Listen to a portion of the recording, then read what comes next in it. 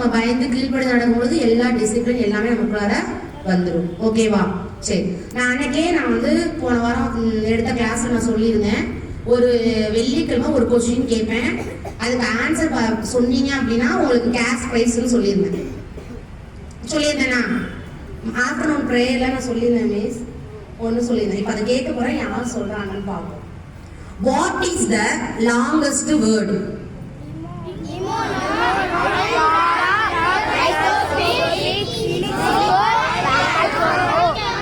Very good. நம்ம பிள்ளைங்க எல்லாரும் நல்லா சொல்லிருக்கீங்க. உங்களுக்கு ஒரு கேப் பண்ணிக்கணும் நீங்களே. Very good.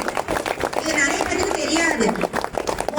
What is the longest word? The longest word in the English language is pneumono, ultra, microscopic, silico, volcano, scoliosis. அப்பனா என்ன அர்த்தம்? இது வந்து ஒரே வார்த்தையா ரெண்டு சென்டென்ஸா ஒரே வேர்டா? ஒரே வேர்ட். இதுனா அர்த்தம் என்ன அப்படின்னா, அதாவது புகையினால நுரையீரல் பாதிக்கப்படுற ஒரு வகையோட நோயோட பெயர். ஓகே, இப்போ வந்து கேட்டுட்டேன். இதோட ஸ்பெல்லிங் யார் வந்து சொல்ல முடியுமோ சொல்லுங்க. வா மகிமா வா, சின்ன பிள்ளை வந்திருக்கு. என்ன சொல்றாங்களா, கரெக்டா இவங்க ஸ்பெல் பண்றாங்களா அப்படின்றத நான் பாக்குறேன். ஏன்னா நானும் ஸ்பெல்லிங் எழுதி வச்சிருக்கேன். சொல்லுங்க பாப்போம்.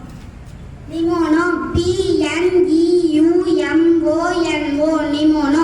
Ultra, ULTRA, ultra. Microscopic, MICROSCOPIC, microscopic.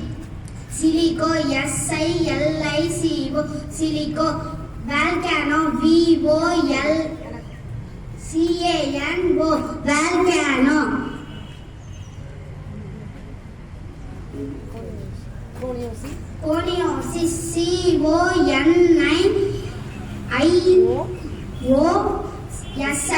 scoliosis. Clap பண்ணுங்க.